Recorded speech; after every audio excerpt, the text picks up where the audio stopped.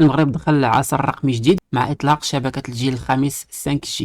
المغرب غادي يدخل عصر رقمي جديد مع الإطلاق الرسمي ديال شبكة الجيل الخامس 5G اللي غتبدا الجمعة في المدن الكبرى. شافوا الخبراء ديال عالم الرقمنة باللي هذا الحدث الرسمي غادي يحل آفاق جديدة للمطورين والمبرمجين المغاربة اللي كينافسوا عالميا في زمن السرعة الرقمية.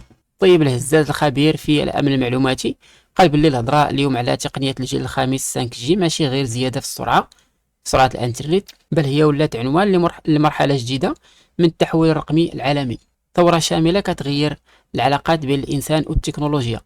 زاد الهزاز باللي المغرب دخل هذا تجربة جديدة بثقة وطموح كبير، حيث الأمر ما كيتعلقش غير بالتقنية ولكن بثورة شاملة غتعاود تشكل العلاقة ديال الإنسان بالتكنولوجيا والمجتمع بالاقتصاد الرقمي. تخيل هاد البيانات اللي كتمشي بسرعة خيالية، يقدر الطبيب يدير عملية جراحية من بعيد بالمليمتر، والفلاح يراقب الحقول ديالو بأنظمة ذكية، والمواطن يقضي المسائل الإدارية ديالو في ثواني، والمطورين يبنيو تطبيقات توصل للعالم بسرعة خيالية بلا قيود.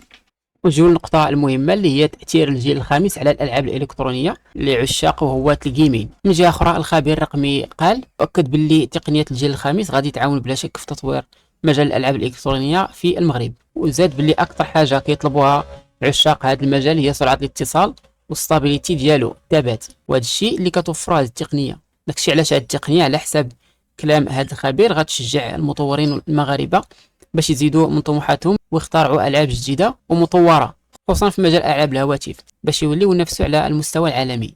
دابا ندوزو للتيست مباشره على ارض الواقع بتاريخ اليوم 8 نوفمبر 2025. بطبيعه الحال التقنيه باقا جديده، ما غاديش تكون بكامل السرعه ديالها، ولكن غنشوفوا التجربه ديال السرعه على اي حال. دابا غادي نتيستيو 5G. البارح تلقاها في مدينه مراكش. غنديروا واحد التيست دابا، نحيدو بعدا الواي فاي، نديرو 5G. هاي كما كتشوفوا راه طالعه 5G الفوق.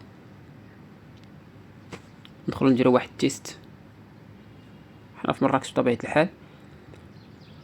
بسم الله على بركه الله، هل انتم مستعدون؟ نشوفوا السرعه ديالها شحال واصله. المهم التليفون راه كيدعم 5G، راه طالعه الفوق. البينغ غادي البينغ بحال هكا تجي معرض. اوه شوفوا اولياء اول رق ليا المعلم، تا هو الرق ليا على 300 ميجا، ومازال انا راه في البيت، راه ما كاينش انا خارج في الخارج، ما كاينش انا في الزنقه دابا. المهم داونلود ما عندي ما نقول. ابلود 50 ما بين 40 50 هو نقص كاع.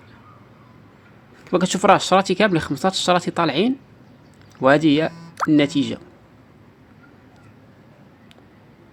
هي كالتالي: 158 ميجا سرعه ديال التحميل، وسرعه الرفع 26 ميجا. باقي سرعه الرفع ناقصه شويه الصراحه، خصها تكون قد سرعه الرفع قد سرعه التحميل. المهم قال لك سالي لك السولط، حيد عليا يا رسالي. المهم التيست هو هذا في مدينه مراكش دابا. بطبيعه الحال غادي يجي واحد التحسينات على هذه الخدمه حيت باقا جديده، باقي الله تزاد من بعد غادي يزيدوا السرعه ديالها. يلا تحياتي.